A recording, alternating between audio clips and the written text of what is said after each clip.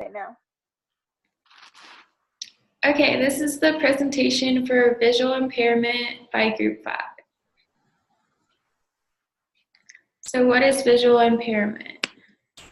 IDEA states visual impairment as an impairment in vision that, even with correction, adversely affects the child's educational performance.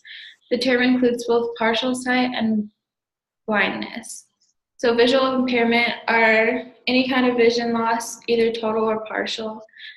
And the human eye is like a camera that collects, focuses, and transmits light through a lens to create an image of its surroundings.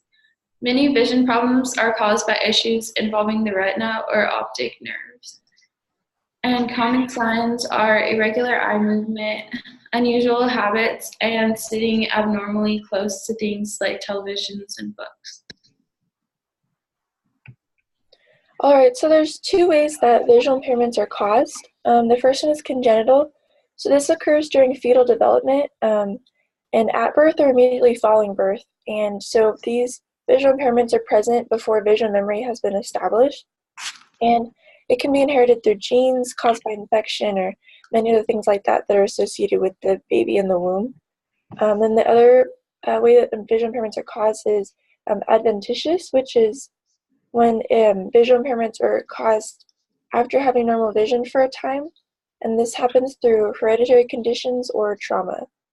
And this is any time that happens after birth. Okay, so some of the effects of visual impairment on the development of a child is that they may have delayed fine and gross motor development.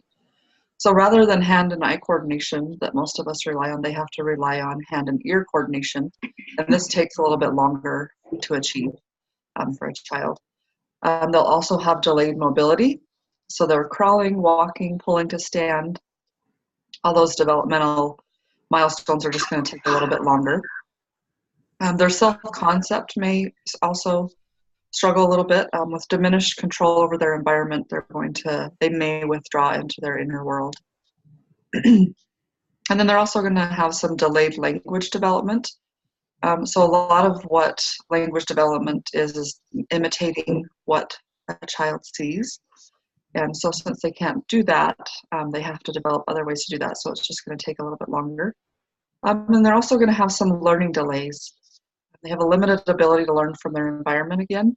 And so their other senses actually don't quite compensate like is sometimes thought right away. So they have to learn other techniques. So how do you recognize visual impairment? You can recognize it when children lean in very close, or they'll bring things like books or papers close to their faces so that they can actually read it. They may have difficulty catching things or aiming where they want things to go when they're going to throw something.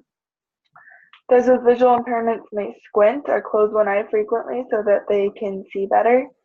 And with certain visual impairments, people might rub their eyes a lot or complain that their eyes hurt a lot. Their eyes may look strange or kind of funny, like they always emphasize their eyes are always watering, or they're very red around the rim, or just in general. They may get frequent headaches or experience dizziness, and they may have trouble reading and writing. Okay, so some accommodations for those with visual impairment. And education-wise, verbalize what you read on the board. So make sure it's very clear that what you want on the kids is not just written, but also said aloud.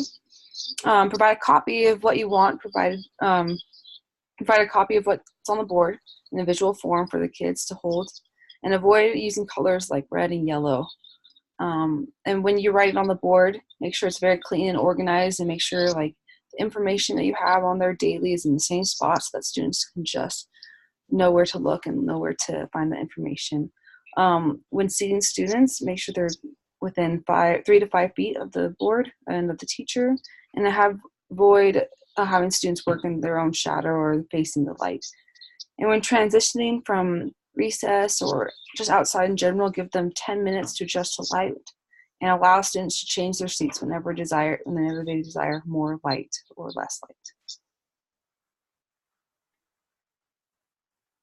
A few more accommodations that teachers should consider when thinking about their visually impaired students is to plan instruction guided by the include strategy, and to consider the physical arrangement of the classroom, making clear paths and making sure that there's easy access to all the resources. Peer assistance is a great tool for them. Also using audio resources such as headphones.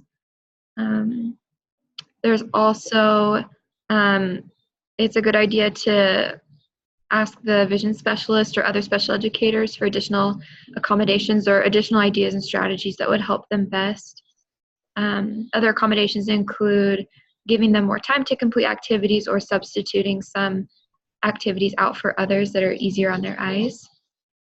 Some assistive technology that are good resources for the classroom. The number one resource is the electronic braille writer, which has 6 keys that students simultaneously press down to produce special system of raised dots, and then that can then be read through touch. They can also get a talking personal GPS device, and you can program certain locations in this device, and it helps students move around the school and just throughout their community. Slate and stylus isn't used as much because of the electronic braille writer, but it's simple and it's inexpensive, and it's just kind of a substitute for the electronic braille writer.